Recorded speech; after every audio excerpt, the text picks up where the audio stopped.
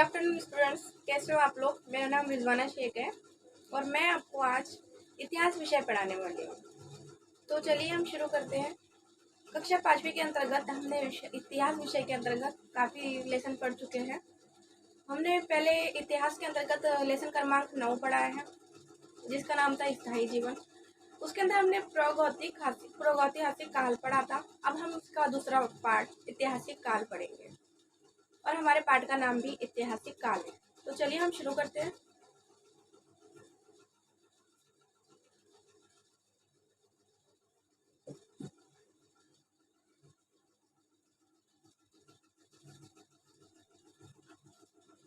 दिनांक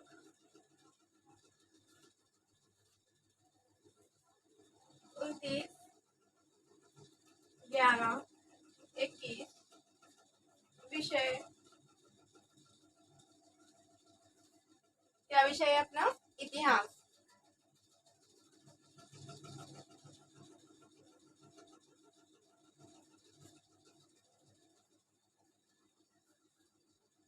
कक्षा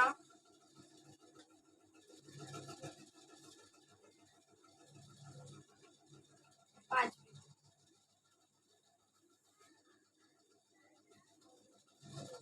घटक ऐतिहासिक काल।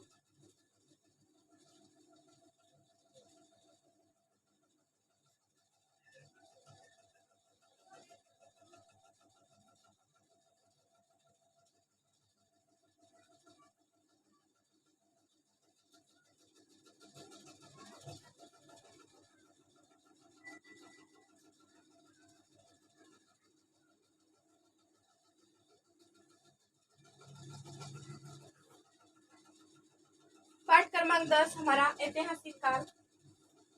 इतिहास किसे कहते हैं? हमने काफी बार इतिहास की परिभाषा देखा है, फिर भी हम एक बार फिर से इतिहास की परिभाषा क्या होती है देखते हैं। अतीत का कालक्रम घटनाओं का अध्ययन इतिहास कहलाता है। क्या होता है? जो अतीत में घटित घटनाएं होती है उसको कालक्रम मतलब कालक्रम के अनुसार घटनाओं को दूसरों तक पहुंचाया जाता है, तो उसे क्या कहते हैं? इतिहास कहते हैं। तो ऐतिहासिक काल किसे कहते हैं? अब हम देखेंगे इतिहास जब किसी इतिहास को लिखने के लिए जो साक्ष्य मौजूद होते हैं, साक्ष्य उपलब्ध होते हैं, उसको ऐतिहासिक काल कहते हैं। यानी कि इतिहास को लिखने के लिए जो भी उसके लिए साक्ष्य होते हैं, तो वह अगर उपलब्ध होते हैं उस काल में, तो उसे ऐतिहासिक काल कहेंगे। हमने इसके पहले देखा था प्रागैतिहासिक काल। तो इसके यह किसे कहते हैं?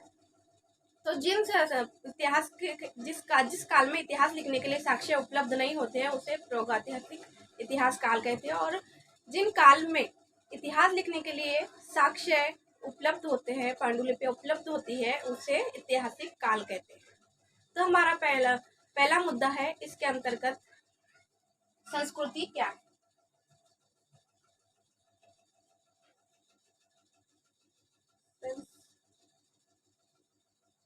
संस्कृति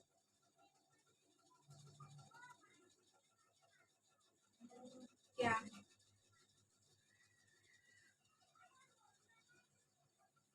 संस्कृति क्या है?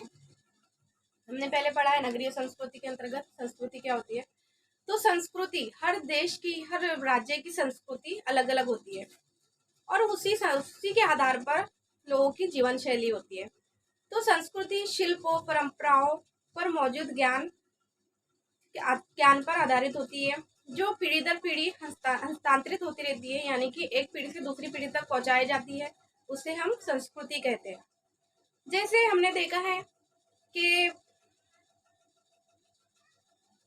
पिछले जमाने में मतलब प्रागैतिहासिक काल में जैसे इंसान ने घूम घूम कर अपना शिकार किया और अपने खाने की खोज लगाई। तो कैसे लोग लोग अपने वातावरण के हिसाब से, पर्यावरण के हिसाब से, प्रकृति के हिसाब से कैसा अपने आप को ढालते हैं। तो इसके अंतर्गत हम देखेंगे कि जानवर, मनुष्य और जानवर अपने जरूरत के हिसाब से, अपने प्रकृति के हिसाब से अपनी जरूरतें पूरी पूरी करते हैं। प्रकृति को देखकर ही वे अपनी जरूरतें पूरी करते हैं। तो एक मिनट, सॉरी कुछ प्रॉब्लम तो हुई थी।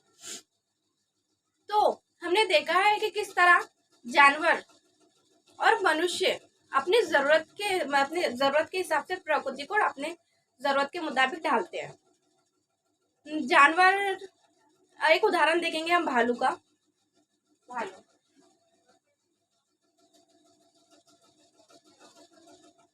यह कहाँ रहता है? गुफा में रहता है। भालू कहाँ रहता है? गुफा में रहता है। बंदर, बंदर कहाँ रहता है? झाड़ पर रहता है। और हम देखते हैं कि आज भी भालू गुफा में ही रहता है और बंदर झाड़ों पर रहते हैं। इन्होंने भालू गुफा में रहता है, बंदर झाड़ों पर रहता है, और मनुष्य उस टाइम खेतों में जो भी जंगली इलाका होता था तो वे वहां पर ही अपना अपना स्थान बना लेता था उसी जगह को। लेकिन आज इंसान वहां पर है क्या? नहीं है। क्यों नहीं है? क्योंकि इंसान ने अपने जरूरत के मुताबिक अपने उनको जो भी चीजें उपलब्ध हुई, जो भी वस्तुएं उस समय से उन्हें उपलब्ध होती आई, उस वस्तुओं के जरिए इंसान ने अपने आप को ढालना, अपने जरूरतों के मुताबिक अपने आप को ढालना शुरू कर दिया। यानी कि इंसान ने अपने आप को तरक्की की तरफ ऊपर ऊपर ऊपर ऊपर करके अपना रहन सहन का, खाने का, रहने का, पहनने का तरीका सब कुछ बदल दिया प्रकृति के हिसाब से।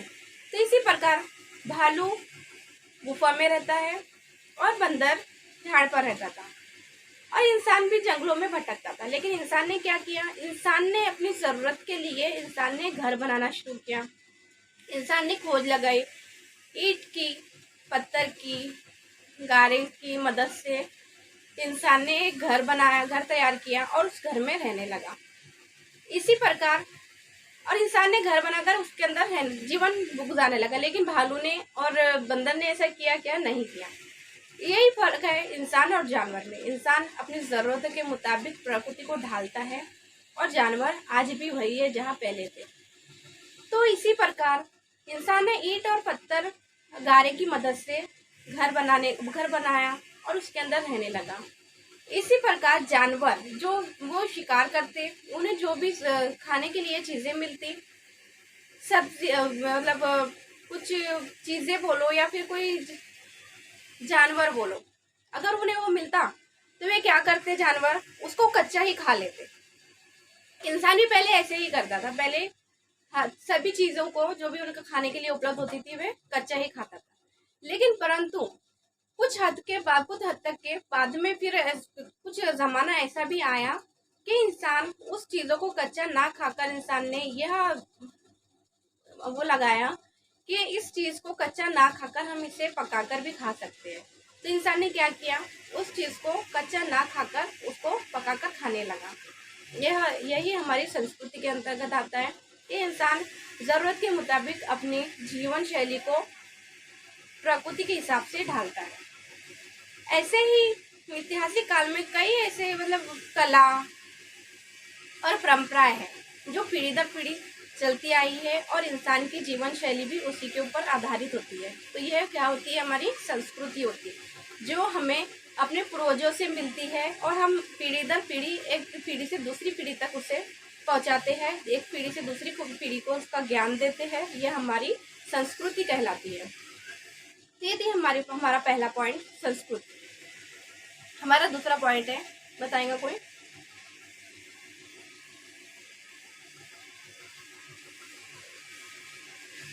नदी घाटी पर।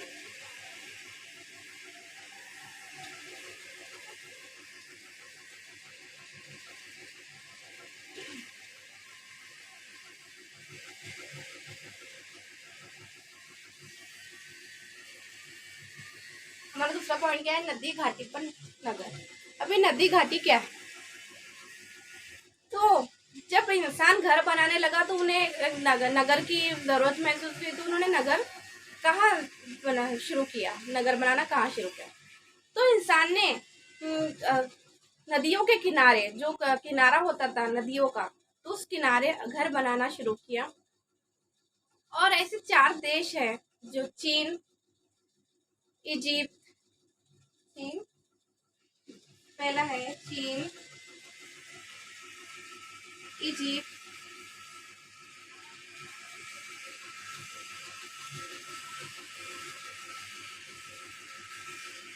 मेसोपोटामिया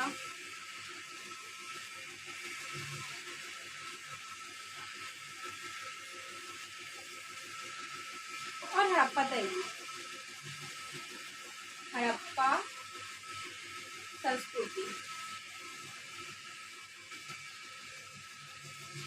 यह 4 देश है जो नदी घाटी पर मौजूद है। ये चारों देश नदी घाटी के ऊपर इन्होंने अपना वो बनाया था और नदी घाटी के किनारे ही वे रहते थे।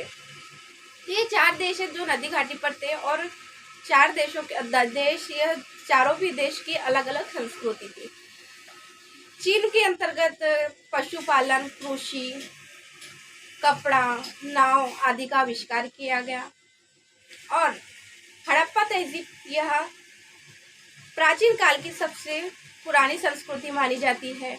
इजिप्ट के अंतर्गत हम देखेंगे कि एक नील नदी है जो हर वर्ष में नदी के अंदर वर्षा आती है और वह नदी उनके लिए बहुत ही समृद्ध है और वहाँ की संस्कृति भी बहुत ही मशहूर है। चौथा है हमारा मेसोपोटामिया। मेसोपोटामिया के अंतर्गत हम देखेंगे कि मेसोपोटामिया के अंतर्गत किस तरह उसकी संस्कृति की विशेषताएं उनके बर्तनों से दर्शाती है। उनके जो भी बर्तन थे, मिट्टी के बनाए हुए बर्तन, जिसको लाल रंग से कलर किया जाता था, तो किस तरह वो अपने मिट्टी के बर्तनों से अपने संस्कृति की विशेषताएं बताती है और वह किस देश में प्रचलित थे और उनकी मांग कहाँ कहाँ की गई थी। हम यह सब इन चारों पॉइंट के अंतर्गत देखेंगे। तो चलिए, पहला पॉइंट हमने देखा है संस्कृति क्या है। दूसरा हमने देखे नदी घाटी पर नगर। अब नदी घाटी पर नगर, इसके अंतर्गत हम पहला पॉइंट देखेंगे चीन।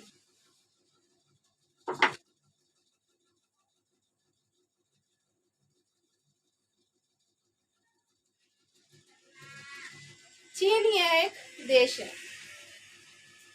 चीन के अंतर्गत जो इसका मतलब उस काल के समय एक राजा था, हुआंगदी नामक राजा था। हुआंगदी,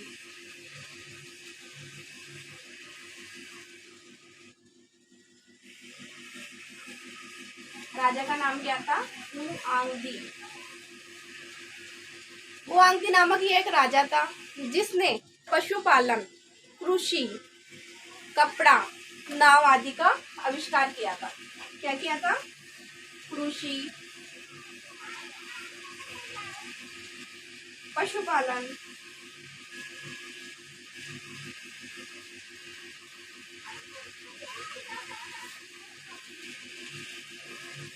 कृषि, पशुपालन, पहिया वाहन,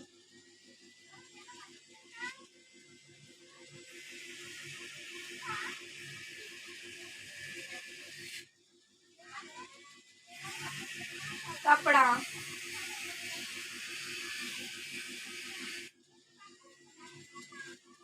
नाव। ये हुआंगदी नामक एक राजा था जिसने कृषि, पशुपालन, पहिया वाहन, कपड़ा, नाव आदि का आविष्कार किया था। इन सबकी इन्होंने शुरुआत की थी हुआंग राजा ने। तो सबसे पहले हुआंग राजा ने कृषि की शुरुआत की।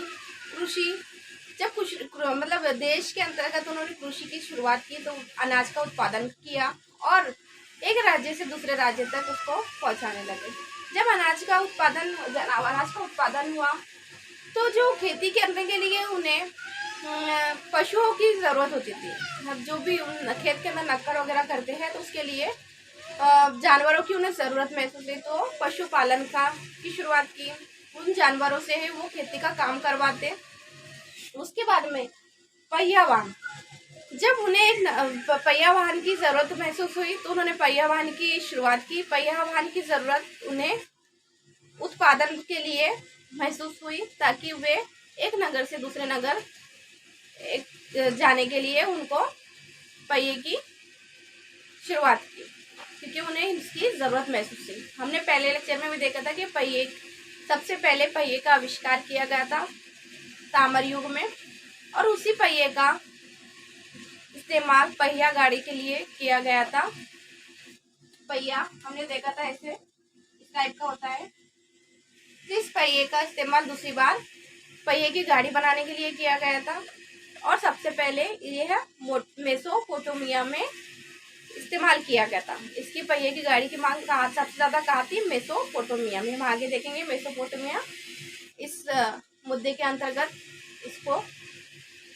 फिर नाव, जब उन्हें एक देश से दूसरे देश व्यापार के लिए जाना पड़ा, जैसे मैं पिछले लेक्चर में मैंने बताया था कि जब उनको एक देश से दूसरे देश के लिए व्यापार जाने की ज़रूरत महसूस हुई, तो उन्होंने क्या किया? नाव बनाया।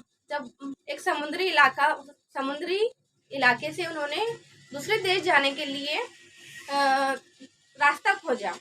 जब उन्होंने समुद्री इलाके से रास्ता खोजा, तो जाहिर बात है उनको वो कहाँ कैसे जाएंगे, तो उन्होंने एक नाव बनाई, और नाव के अंदर जो भी उन्हें व्यापार के लिए जो भी उनकी चीज़ें होती थी, तो वे चीज़ें उसके अंदर रखकर, उसके अंदर बैठकर वे एक राज्य से दूसरे राज्य जाते थे और अपना रास्ता पार करते थे, और उसी के कारण वो अपना व्यापार आगे एक राज्य से दूसरे राज्य तक के बढ़ाया। नाव की वजह से उन्होंने क्या किया? एक देश से दूसरे देश जा सके, और अपना जो भी अपने देश का उत्पादन था, जो भी अपने देश की वस्तुएं थी, वो उन्होंने दूसरे देश तक के पहुंचाए, ताकि उनके व्यापार में वृद्धि हो और उन्हें ज़्यादा से ज़्यादा नफा हो। उसके बाद में कपड़े की शुरुआत की इन्होंने। कपड़ा, चीन में सबसे पहले रेशम के कपड़े की शुरुआत की गई थी। 300 साल पूर्व पहले चीन के अंतर्गत रेशम के कपड़े का उत्पादन हुआ। कहा जाता है कि हुआंगदी नामक राजा की रानी ने इसकी शुरुआत की थी, मतलब रेशम के कपड़े की खोज की थी। रेशम का उत्पादन करने के बाद में उन्होंने रेशम के कपड़े को रंगने की तकनीक खोजी थी। फिर इस कपड़े की तकनीक खोजने के बाद में इस कपड़े की बहुत मांग हो गई थी, इसलिए उनका व्यापार और भी ज़्यादा बढ़ने लगा, और वो एक देश से दूसरे देश ले जाकर अपना रेशम का कपड़ा बेचने लगे। रेशम का कपड़ा यह राजा की रानी ने खोजा था, और उसकी तकनीक भी उसी को पता थी। हुआंगदी नामक राजा, जिसकी रानी थी, उसने रेशम के कपड़े की उत्पादन की खोज की थी, और उसको रंगने की तकनीक भी निकाली थी कि उसको कैसा रंगा जाए, उसको और भी आकर्षित कैसा बनाया जाए। तो ये था हमारा चीन, जिसके अंतर्गत हुआंगदी नामक राजा ने कृषि, पशुपालन, पहिया वाहन, कपड़ा, नाव आदि की शुरुआत की, और उनकी रानी ने रेशम के कपड़े की उत्पादन किया, और रेशम के कपड़ों की रंगने की तकनीक निकाली। तो हमारा पहला मुद्दा था सिंधु घाटी के अंतर्गत, नदी घाटियों पर मौजूद जो नगर थे, जो राज्य थे, उसके अंतर्गत हमारा पहला एक मुद्दा था चीन, जिसे हमने देखा है कि हुआंगदी नामक राजा ने किस तरह वहाँ पर पशुपालन किया, पशुपालन की शुरुआत की, कृषि की शुरुआत की, और कपड़े की शुरुआत की, नाव, पहिया वाहन आदि की ज़रूरत के मुताबिक उन्होंने शुरुआत की। इसके बाद में देखेंगे हम मेसोपोटामिया।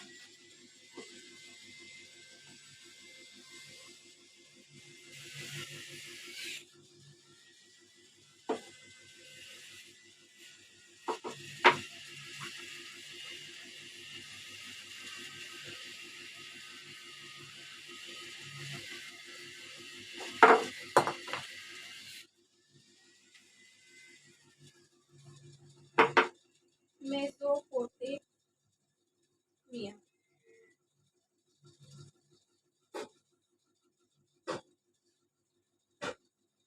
क्या है हमारा दूसरा मुद्दा? मेसोपोटामिया। तो मेसोपोटामिया यह एक देश नहीं बल्कि प्रदेश है। मेसोपोटामिया क्या है? प्रदेश है। जो पहले तो हम देखेंगे मेसोपोटामिया का अर्थ क्या होता है। मेसोपोटामिया शब्द का अर्थ नदियों के बीच का प्रदेश होता है। मेसोपोटामिया का अर्थ क्या होता है? नदियों के बीच का प्रदेश, यानी कि दो आप। नदियों के बीच के प्रदेश को क्या कहते हैं? दो आप। तो मेसोपोटामिया के अंतर्गत दो नदियां आती है, टैग्रिस और दूसरी है यूफ्रेटिस।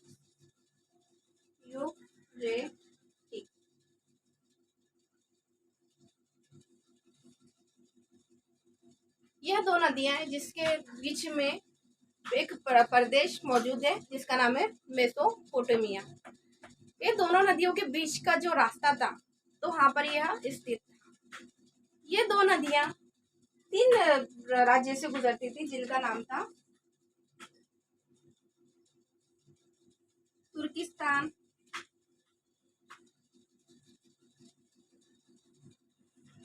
सीरिया और इराक।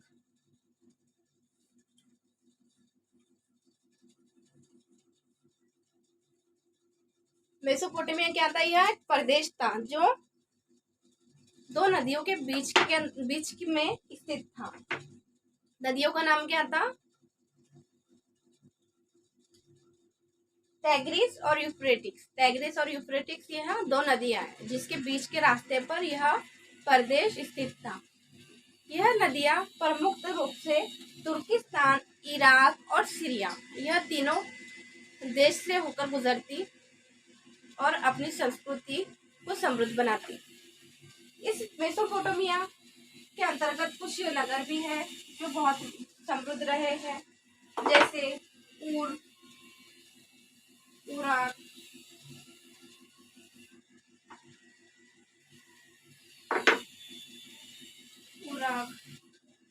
निपुर,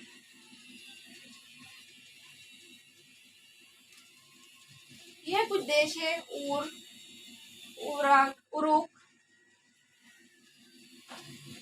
उरुक है ये।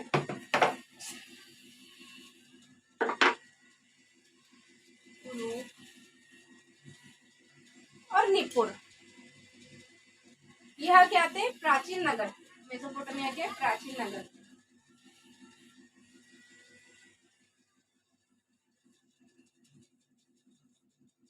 उरक, निपुर यह मेसोपोटामिया के प्राचीन नगर थे और इनकी संस्कृति भी समृद्ध थी। कैसी थी इनकी संस्कृति? समृद्ध थी।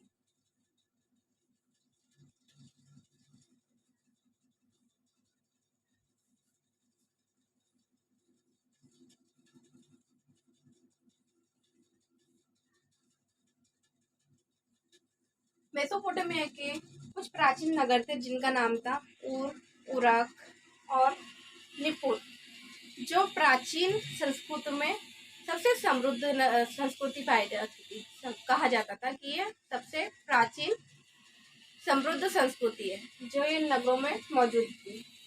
ये तीनों नगर किसके अंतर्गत आते हैं? मेसोपोटामिया के। तो मेसोपोटामिया क्या है? यह एक प्रदेश है जिसका अर्थ हमने देखा है दो नदियों के बीच का प्रदेश, जिसका अर्थ क्या होता है? दो आप।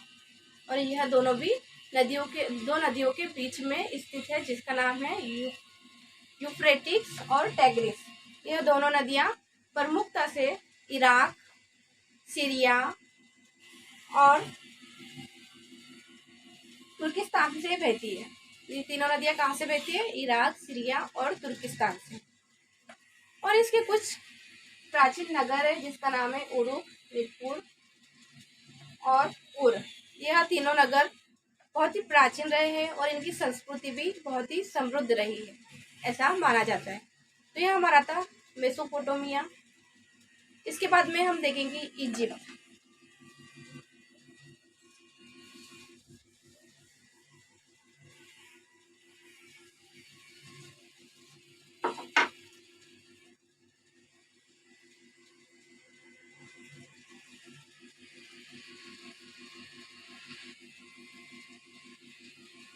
इजिप्ट। इजिप्ट की एक मतलब बहुत ही मशहूर समृद्ध संस्कृति। इजिप्ट के अंदर एक मतलब नदी थी जो हम बहुत विशाल रूप से बहती थी, जिसका नाम था नील। नदी का नाम क्या था? नील। नील नदी थी जो बहुत ही समृद्ध थी, बहुत ही विशाल रूप से बहती थी, जिसके कहा जाता था कि यह बहुत ही विशाल नदी है और यह बहुत ही समृद्ध नगर की प्राचीन संस्कृति है। और यहाँ पर इजिप्ट की प्राचीन संस्कृति, नील नदी में हर वर्ष वर्षा काल होता था। क्या होता था? हर वर्ष नील नदी में वर्षा काल होता था, मानसूनी समय में। मानसूनी समय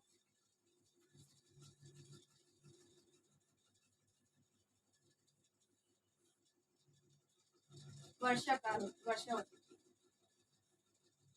जब मानसूनी समय होता था तो क्या होता था? नील नदी में वर्षा बहुत ही विशाल रूप से बहुत बारिश होती थी वहां पर, जिसके कारण वहां पर बाढ़ आ जाती थी। और जो बाढ़ आती थी नील नदी के अंदर, जो बाढ़ आती थी, तो वो वहां के जो लोग थे रहने वाले, वो क्या करते थे?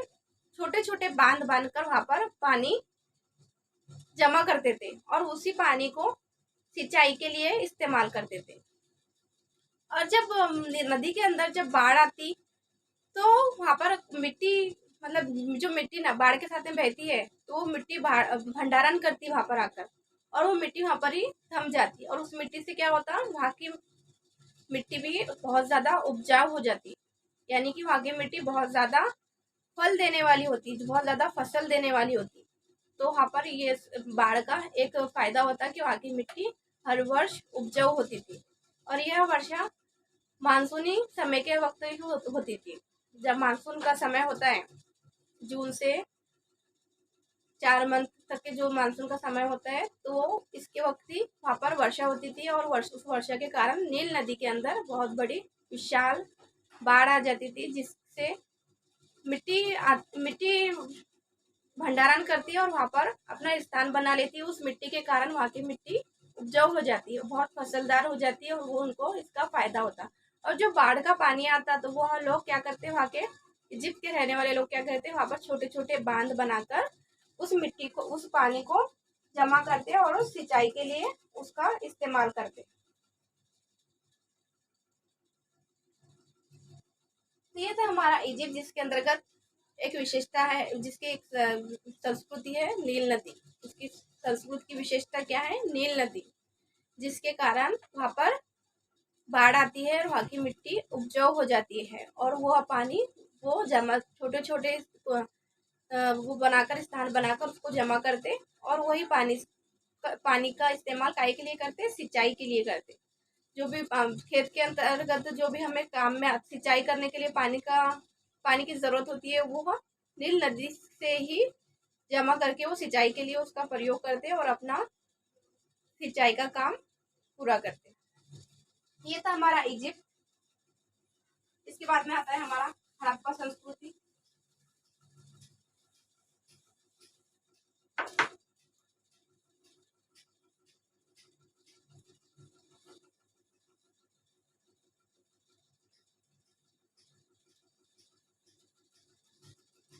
ये हमारा आखिरी मुद्दा है, हड़प्पा संस्कृति। हड़प्पा संस्कृति यह क्या है? हड़प्पा संस्कृति को प्राचीन संस्कृति माना जाता था, मतलब बहुत ही समृद्ध भारतीय महाद्वीप में सबसे प्राचीन संस्कृति माना जाता था। माना जाता था भारतीय महाद्वीप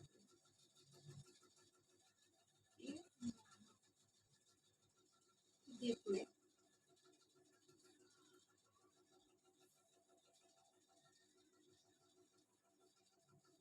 प्राचीन संस्कृति माना जाता था। हड़प्पा संस्कृति को क्या माना जाता था? सबसे प्राचीन संस्कृति माना जाता था, और यह हड़प्पा के नाम से ही जानी जाती थी। ये संस्कृति हड़प्पा के नाम से ही जानी जाती थी, जिसको बहुत ही प्राचीन माना जाता था। इसके अंदर का सिंधु घाटी में विकसित हुए संस्कृत के पंजाब में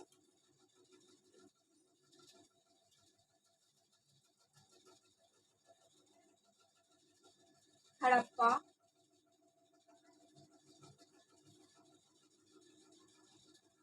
और सिंधु में मोहनजोदाड़ो।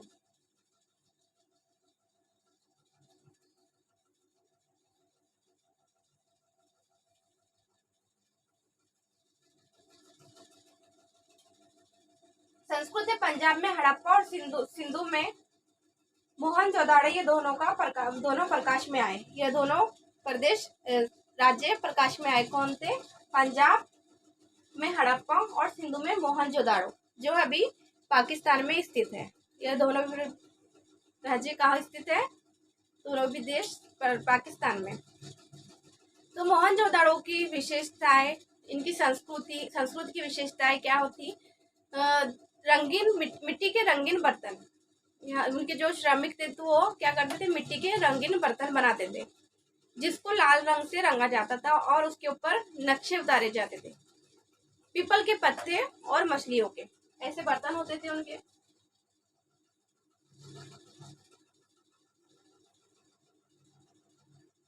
और उसके ऊपर ऐसे चित्र होते थे मछलियों के, और ऐसे पीपल के पत्तों के चित्र होते थे।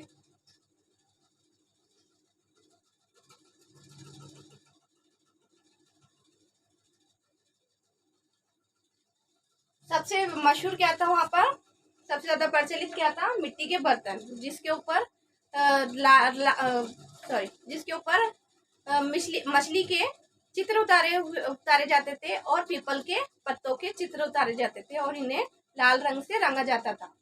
तो ये मिट्टी के बर्तन हड़प्पा संस्कृति के अंदर बहुत ज्यादा मशहूर थे, बहुत ज्यादा प्रचलित थे। और कांसा धातु से, एक धातु है जिसका नाम है कांसा, उससे मनके बनाए जाते थे और मनकों से मालाएं बनाई जाती थी, जो वहाँ पर बहुत ज्यादा प्रचलित थी। और वहाँ के श्रमिक भी इन चीजें बनाने में बहुत ज्यादा बहुत ज्यादा उनमें बहुत उनकी खुशी महसूस होती थी, और वो इसका उत्पादन ज्यादा मात्रा में करते, और इसकी मांग मेसोपोटामिया में बहुत ज्यादा थी। एक प्रदेश था जिसका नाम था मेसोपोटामिया। जब हमने पहले दूसरे मुद्दे के अंतर्गत देखा हमने मेसोपोटामिया के अंतर्गत इन चीजों की सबसे ज्यादा मांग थी। तो ये था हमारा आखिरी मुद्दा, हड़प्पा संस्कृति, जिसके अंतर्गत जिसकी संस्कृति क्या बताती है? रंग बिरंगी बर्तन। संस्कृति की विशेषता क्या है? रंगीन बर्तन, जिसका इस्तेमाल सबसे ज्यादा मेसोपोटामिया में किया गया। तो हमने देखा है ऐतिहासिक काल किसे कहते हैं, उसकी संस्कृति क्या है, और नदी घाटी पर कौन कौन से देश स्थित है, जिसमें था पहला चीन, जिसके अंतर्गत हमने देखा है कि चीन में किस तरह पशुपालन, कृषि, पहिया वाहन, नाव, कपड़ा आदि की शुरुआत हुआंगदी नामक राजा ने किया, और उसकी रानी ने रेशम का उत्पादन किया और उसको रंगने की तकनीक खोजी।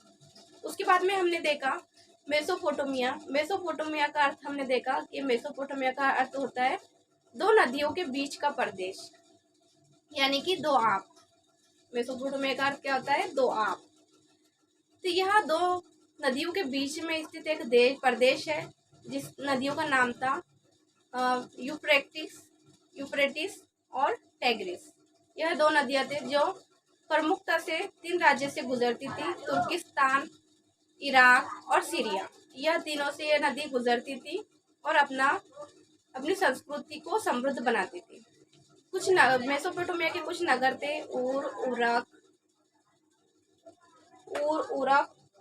और निप्पुर जैसे कुछ नगर थे जो बहुत समृद्ध थे।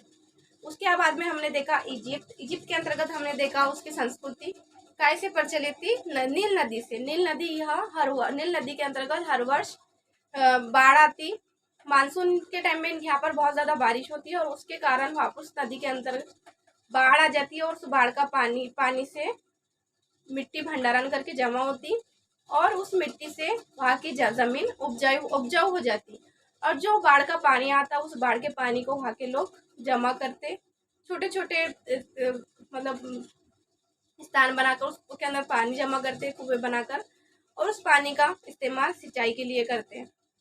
उसके बाद में हमने देखा हड़प्पा संस्कृति। हड़प्पा संस्कृति के अंदर हमने देखा कि वहाँ की संस्कृति की विशेषता क्या थी। तो वहाँ की संस्कृति की विशेषता वहाँ के मिट्टी के बर्तन थे, जिससे हर तरीके से बर्तन बनाए जाते थे और उसके ऊपर नक्काशी किए जाते थे मछली के, पीपल के पत्तों के, और इसे लाल रंग से रंगा जाता था और इसकी सबसे ज्यादा मांग मेसोपोटामिया यह प्रदेश में थी। तो उम्मीद है कि आप लोग को समझा होगा। ठीक है, ये हमारा ऐतिहासिक काल पाठ क्रमांक 10 पूरा कंप्लीट हो चुका है। ठीक है, धन्यवाद।